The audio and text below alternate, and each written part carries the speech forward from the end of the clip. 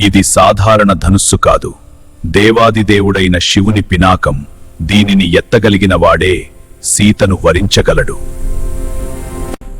ఒక్కొక్కరుగా రాజులు ప్రయత్నించారు, కాని ఆ పినాకాన్ని కదిలించలేకపోయారు.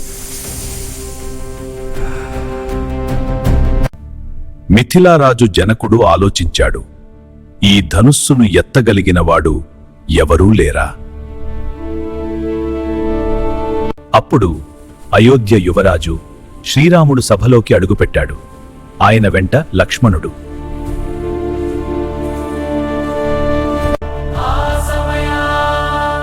సీతాదేవిపై నుండి చూసింది.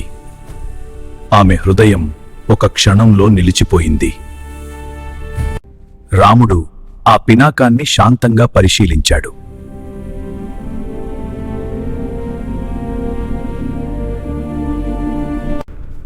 ఒక్క క్షణంలోనే రాముడు ఆ ధనుస్సును ఎత్తాడు.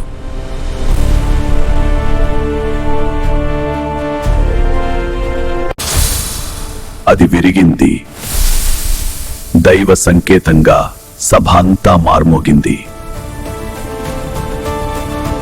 సీత తన వరుణ్ణి గుర్తించింది. మాలలతో తన హృదయాన్ని అర్పించింది.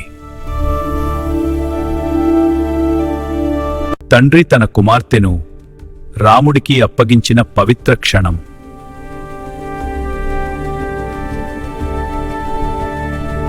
జీలకర్ర బెల్లం రెండు మనసులు ఒక్కటయ్యే సంకేతం.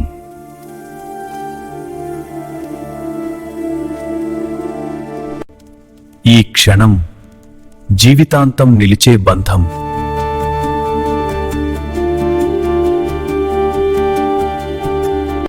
తలంబ్రాలు ఆనందంతో ఒకరిపై ఒకరు కురిపించే ప్రేమ సంకేతం.